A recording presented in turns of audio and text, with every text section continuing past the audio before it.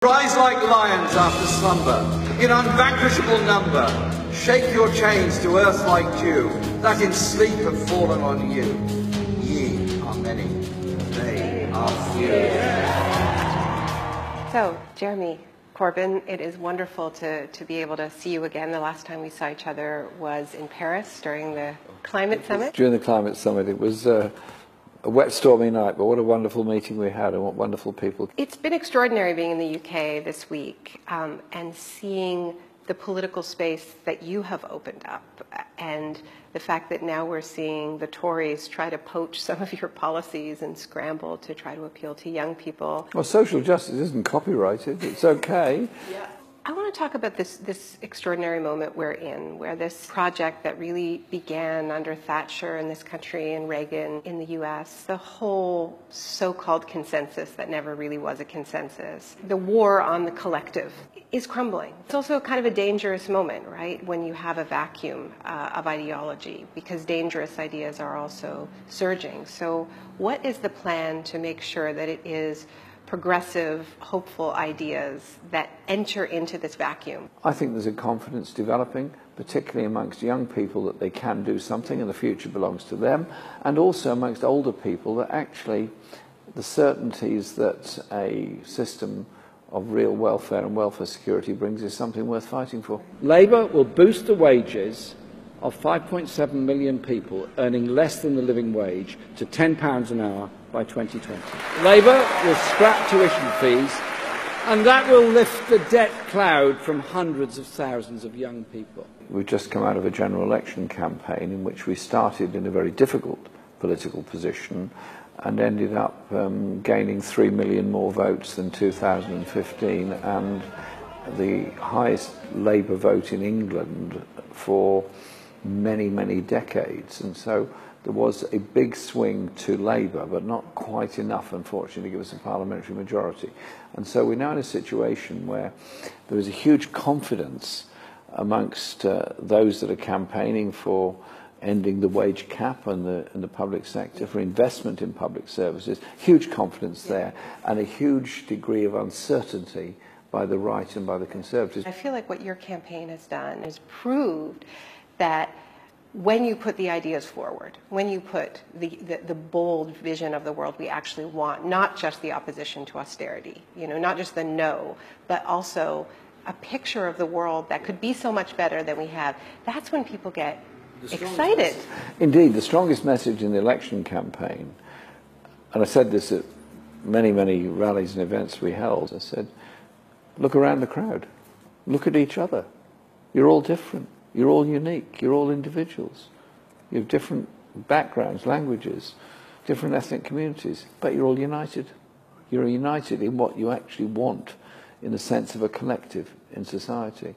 And I think the election campaign was a turning point away from the supreme individualism of the right towards the idea that you're a better society when you have a collective good about it. And what about that picture of the world after we win? How important is that? The picture of the world is a crucial one. It is about what we do to deal with issues of injustice, inequality and poverty, and above all, hope and opportunity for young people. Hope they can get to college or university, opportunity they can get a decent job, well paid.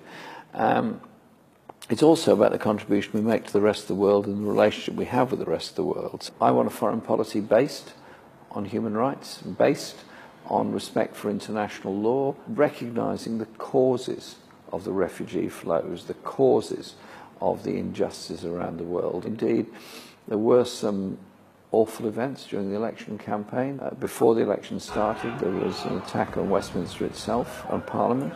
There was then the dreadful bomb in Manchester, and then there was an attack in London on London Bridge. And you committed kind of political heresy because you talked about some of the root causes, but yet that resonated with people. I'm not in any way minimising the horror of what happened or the awful things the individuals did, but I said you've got to look at the international context in which there's been this growth, and I can hear myself like yesterday on February the 15th, 2003.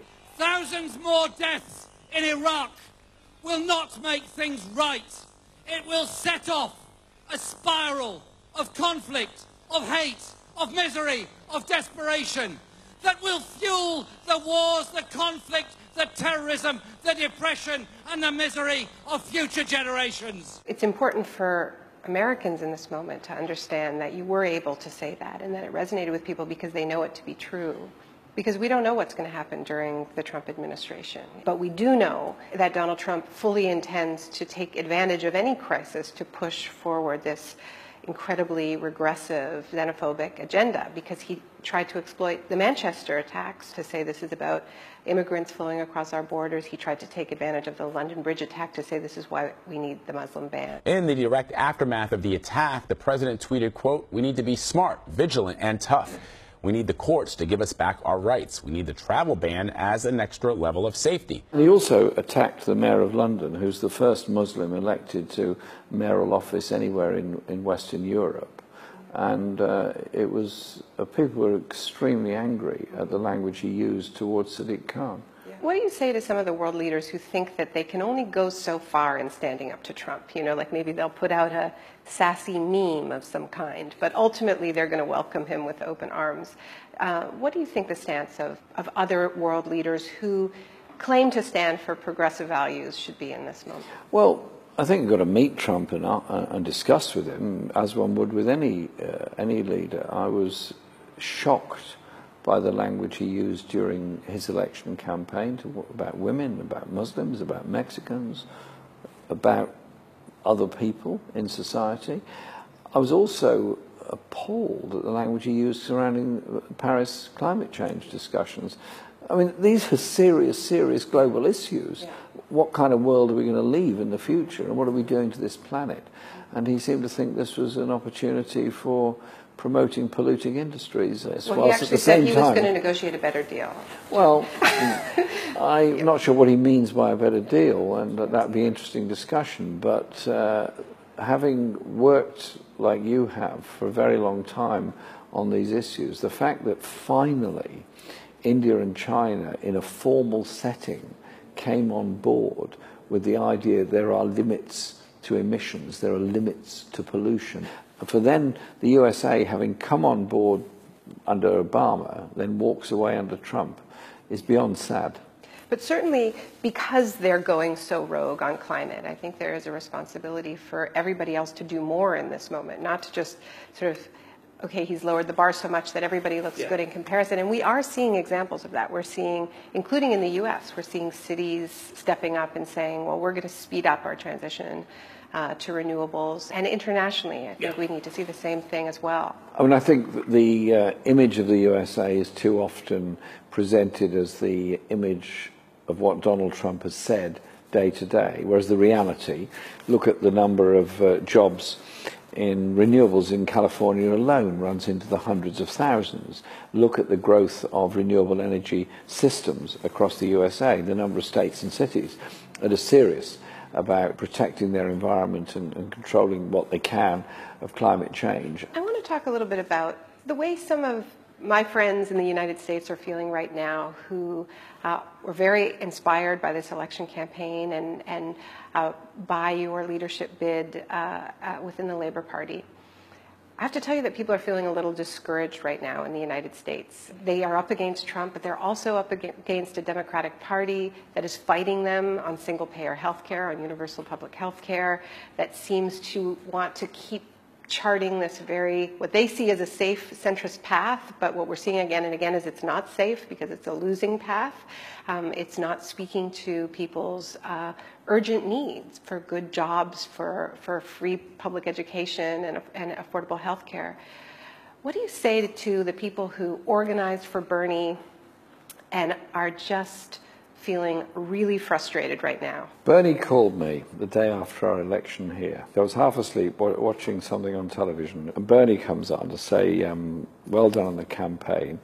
And I was interested in your campaigning ideas. Where did you get them from? And I said, well, you actually. And what I would say to people is, look, don't be discouraged. At the end of the day, human beings want to do things together. They want to do things collectively. And that's the kind of society we are trying to create. We went into an election campaign in a difficult political position, and we put forward a manifesto that was collective in its approach, was specific in what it would do, in the sense of ending university tuition fees, in the sense of raising minimum income, and we gained the biggest increase in votes for our party since the Second World War, and we gained the support and participation of a very large number of people. We didn't win the election. I wished we had, but in that campaign we changed the debate in exactly the same way. Senator Bernie Sanders' intervention into the Democratic nomination did mobilise a very large number of people. Now, the last person in the USA... But you did win the leadership of the Labour Party. That campaign wasn't ultimately successful within the Democratic Party. Do you think people should keep fighting for the soul of that party? Well, it's the soul of the people, isn't it? And it's not for me to tell people what specific organisations they should or shouldn't have in the USA, because the party system in the USA is very different to here. What we've done is change the terms of debate. But the other key point, and this is what works on both sides of the Atlantic, is the methods of campaigning. Yeah, you knock on doors and you identify voters. That's key, crucial. But if you're seen solely through the prism of media that is quite right-wing and quite conservative in its views, then all you're doing when you knock on the door is hearing an echo of what people have heard on a right-wing television station or through the printed media. Social media and the technology and techniques that are there through social media give an opportunity that's never been there before to get that message across. Just think, those people that were campaigning for social justice in Chicago in the 1920s, the best they could do was print their own newspaper if they could afford it, or psycho-style a leaflet and take it round and hand it out on bread queues. I grew up in the era when you used to print your own leaflets and go and give them out. You can now send out something on social media and you can reach potentially millions of people in 5 minutes. The opportunities are there, and it's not regulated, it's not censored, it's not controlled. It seems to me that you have received just about as bad media treatment, smears from elite media, as is possible to receive. Really? Yet it didn't work.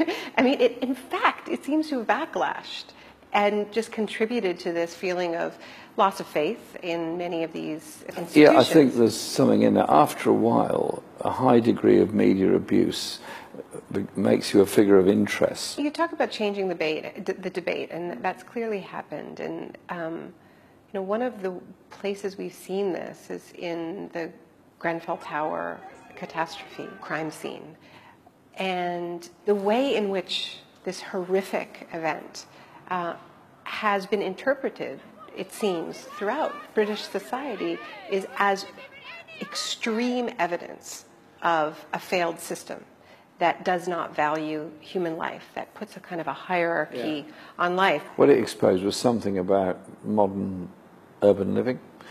This is the borough in London that is the richest in the whole country.